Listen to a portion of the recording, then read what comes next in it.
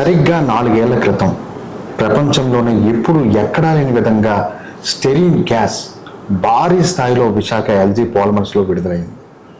అది గొప్ప విధ్వంసం అని చెప్పొచ్చు, గొప్ప ఉపద్రవం అని చెప్పొచ్చు.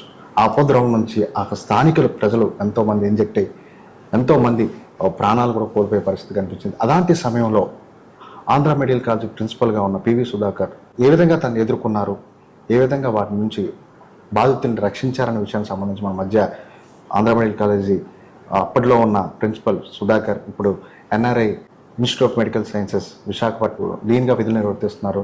ఆయన మన మధ్య ఉన్నారు. ఆయనతో మరిన్ని వివరాలు తెలుసుకుందాం. సార్ చెప్పండి, ఆ సమయంలో మీరు ఏఎంసీ ప్రిన్సిపల్గా ఉన్నారు.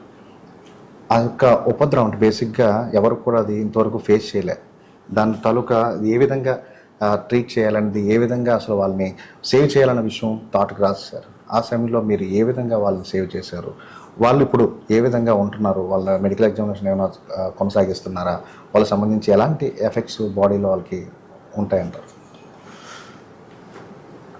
మే 7, 2020 అప్పుడు కోవిడ్ మొదటి వేవ్ ఉన్న సందర్భం. ఆ రోజున తెల్లవారుజామున 4 గంటల ప్రాంతంలో ఒక్కసారిగా భారీ విస్ఫోటం జరిగింది. విశాఖపట్నంలో ఎల్జీ పాలిమర్స్ నుంచి ఈ విషవాయువులు, స్టైరిన్ అనే గ్యాస్ విషవాయువులన్నీ కూడా ఒక్కసారిగా పైకి రావడంతో కొన్ని వందల మంది ప్రజానీకం, ఆ చుట్టుపక్కల 5 కిలోమీటర్లో ఉన్న ప్రజానీకం కూడా చాలా ఇబ్బంది పడ్డారు. అయితే అప్పుడు ఈ విషవాయువు వలన సుమారు 12 మంది చనిపోవటం కూడా జరిగింది. నేను అప్పుడు ఆంధ్ర వైద్య కళాశాల ప్రిన్సిపల్గా ఉన్నాను. కేజీహెచ్తో పాటు మిగతా 7 హాస్పిటల్స్కి కూడా నేను నేతృత్వం వహిస్తున్నాను. అయితే 4 గంటలకి ఇది జరగగానే వెంటనే అక్కడ దగ్గరలో ఉన్నవాళ్ళు పోలీసులకి సమాచారం అందజేయటం, హుటాహుటిన పోలీస్ వ్యవస్థ అంతా కూడా అక్కడికి చేరుకుని వాళ్ళందరినీ అక్కడి నుంచి ఖాళీ చేయటం జరిగింది. సుమారు 5 గంటల ప్రాంతంలో మాకు సమాచారం అందింది. మేము హుటాహుటిన కేజీహెచ్కి వెళ్ళటం జరిగింది. అయితే ఈ సందర్భంలో అప్పుడు పోలీస్, రెవెన్యూ యంత్రాంగాలు రెండూ కూడా వాళ్ళు నిర్వర్తించిన తీరు చాలా మనం అందరం కూడా వాళ్ళని అప్రిషియేట్ చేయాల్సిన అవసరం ఉంది. ఎందుకంటే పోలీసులు వాళ్ళ ప్రాణాలకి ప్రాణాలను కూడా లెక్క చేయకుండా వెళ్ళి వాళ్ళందరినీ వెంటనే ఇవాక్యుయేట్ చేశారు. అక్కడి నుంచి బయటికి తీసుకొచ్చేసి వాళ్ళందరినీ కేజీహెచ్కి తీసుకురావడం జరిగింది. కేజీహెచ్లో 584 మంది పేషెంట్లు అడ్మిట్ అవ్వడం జరిగింది. కొంతమంది కొన్ని ప్రైవేట్ హాస్పిటల్లో కూడా అడ్మిట్ అవ్వడం జరిగింది. కేజీహెచ్కి వచ్చిన తర్వాత ఒక్క పేషెంట్ ప్రాణం కూడా పోలేదు.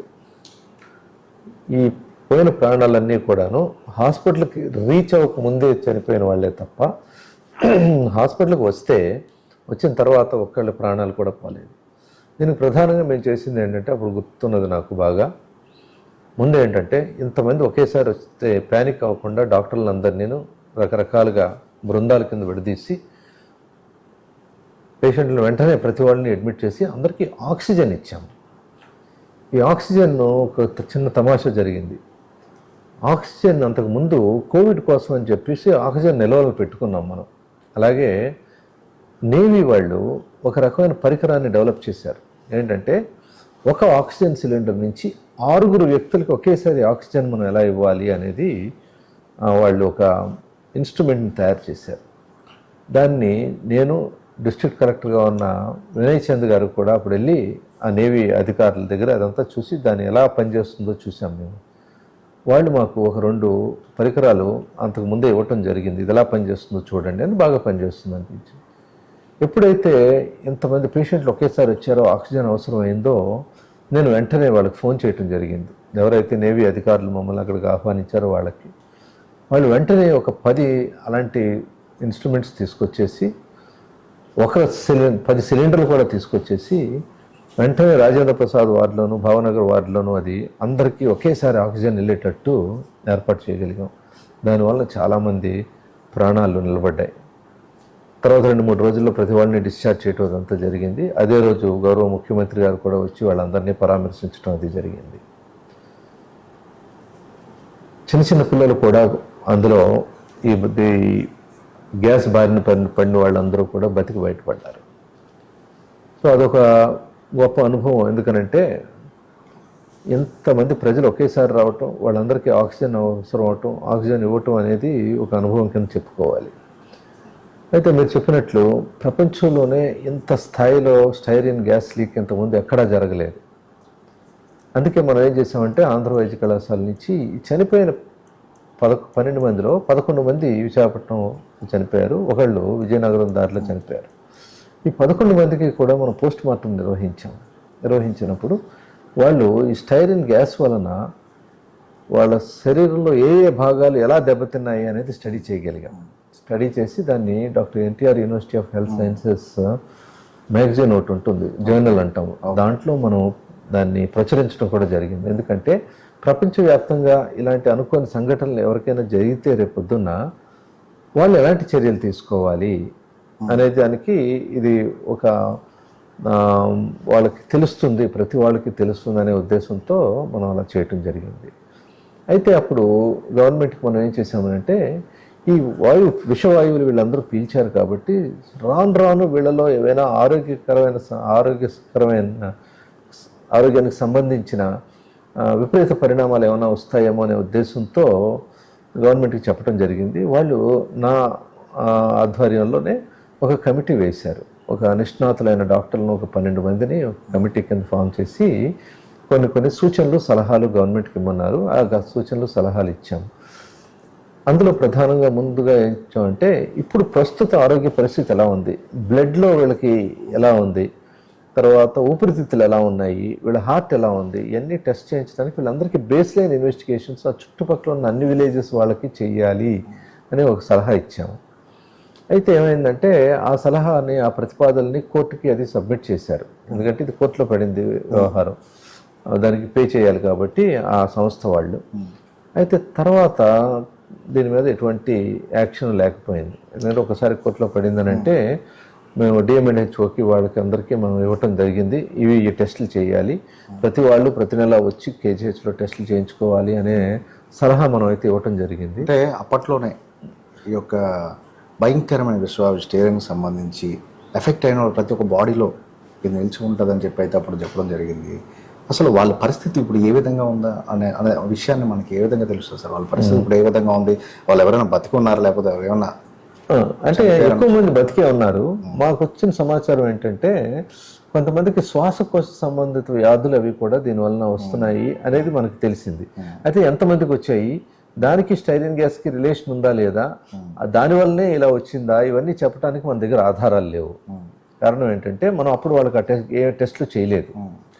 అయితే ఇప్పుడు టెస్ట్ చేయటం వలన దీనికి కారణం అదే అని ఇతమిద్ధంగా మనం చెప్పడానికి అవకాశం ఉండదు. అప్పటి నుంచి మనం వాళ్ళని కానీ ఫాలో అయ్యి ఉంటే కనుక మనం ఖచ్చితంగా చెప్పగలిగేవాళ్ళం. మనం అది చెప్పలేకపోయాం. సార్, ఈ గ్యాస్ ప్రభావంతో అంటే హాస్పిటల్ అడ్మిట్ అయిన వాళ్ళ సంగతి మీరు చెప్తున్నారు, కాకుండా నార్మల్గా పీల్చి కొంచెం ఇబ్బంది పడిన వాళ్ళ పరిస్థితి కూడా, అంటే వాళ్ళు గ్యాస్ అది లోపల విషవాయు ఎఫెక్ట్ ఏదో విధంగా అంటే సైడ్ ఎఫెక్ట్ కింద మనకి చూపించగలదంటారా? ఉంటుంది. మా భయం అంతా కూడా అదే. అప్పుడు మనం గవర్నమెంట్కి ఇచ్చిన సలహా కూడా అదే. కేవలం 584 మందిని మనం ఫాలో అవటం కాదు చేయాల్సింది, ఆ చుట్టుపక్కల ఉన్న గ్రామాలన్నీ కూడా ఫాలో అవ్వాలి. అందుకేనేంటి అక్కడ ప్రైమరీ హెల్త్ సెంటర్లో వాళ్ళందరికీ హెల్త్ కార్డ్ అనేది ఒకటి రిలీజ్ చేశాము. అప్పుడు గౌరవ మంత్రివర్యులు అది రిలీజ్ చేశాము. ఎందుకని ప్రతి నెల వచ్చి వాళ్ళు టెస్ట్ చేయించుకోవాలి అనే ఉద్దేశంతో.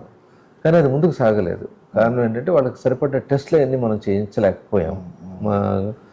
దానికి కారణం ఏంటంటే దానికి సరిపడా నిధులు అవన్నీ సమీకరించుకోలేకపోయాము. ఆవిడ వైఫల్యం అని చెప్పలేము. అయితే ఒక రకంగా చెప్పాలంటే వాళ్ళందరికీ కూడా ముందుకెళ్ళటానికి కావాల్సిన ప్రభుత్వం అయితేనేంటి, కోర్టులు అయితేనేంటి, స్థానిక సంస్థలు అయితేనేంటి, ఏవి కూడాను ఒక ముందడుగు తీసుకోలేదు, ఒక స్టెప్ తీసుకోలేదు. దానివల్ల ఇలా జరిగింది.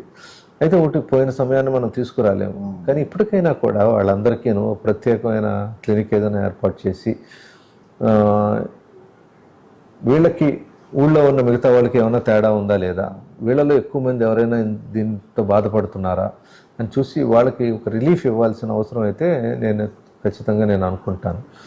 అలాంటివి చేయాల్సిన అవసరం ఉంది. ఎందుకంటే అక్కడ ఎక్కువ మంది సఫర్ అయిందంతా వాళ్ళకి తప్పేమీ లేదు. అందులో ఒక యాక్సిడెంట్లో వాళ్ళందరూ కూడా ఇది పంచుకున్నారు. ఆ యాక్సిడెంట్లో వాళ్ళందరికీ కూడా బాధపడ్డారు.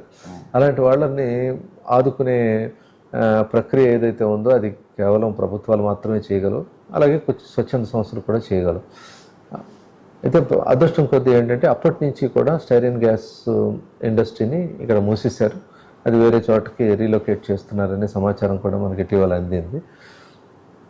ఏదేమైనా సరే మళ్ళీ రాకుండా అయితే చర్య తీసుకున్నారు, కానీ ఆల్రెడీ దాని నుంచి సఫర్ అవుతున్న ఆ చుట్టుపక్కల 5-6 గ్రామాల ప్రజలు కూడా ఇప్పటికి కూడా భయంగా మనకి ఫ్యూచర్లో ఏమవుతుంది, దీనివల్ల మనకు శ్వాసకోశమైన ఇబ్బందులు వస్తాయా, లేకపోతే మనకు పుట్టే పిల్లల్లో ఏమైనా అవకరాలు వస్తాయా అనే భయంతోనే బతుకుతున్నారనేది నా అభిప్రాయం. అయితే మొత్తానికి సుమారు 5-6 గ్రామాల అమాయకమైన ప్రజలు ఈ యొక్క విషవాయువు బారిన పరోక్షంగా ప్రత్యక్షంగా పడిన పరిస్థితి కనిపించింది. ఖచ్చితంగా ఈ ఎఫెక్ట్ అయితే వాళ్ళ లైఫ్లో వాళ్ళకి చూపించే పరిస్థితి ఉందంటున్నారు. ఖచ్చితంగా ఈ యొక్క విషవాయువు ప్రభావం ఖచ్చితంగా ఏదో ఒక రూపంలో సైడ్ ఎఫెక్ట్స్గా అయినా వాళ్ళకి చూపించే పరిస్థితి ఉంటుంది. దీనిపై ఒక మెడికల్ క్యాంప్స్ అయిన బృందాలు ప్రభుత్వం ఏర్పాటు చేసి మెడికల్ ఎగ్జామినేషన్ ఎప్పటికప్పుడు చేస్తే మంచిది, వాళ్ళని మరింతగా సేవ్ చేసే పరిస్థితి ఉందని చెప్పి అయితే వైద్యులు సుధాకర్ తన భావాన్ని వ్యక్తం పరుస్తున్నారు. కెమెరా పర్సన్ జనాతో శివప్రసాద్, న్యూస్ 4 వైజాగ్.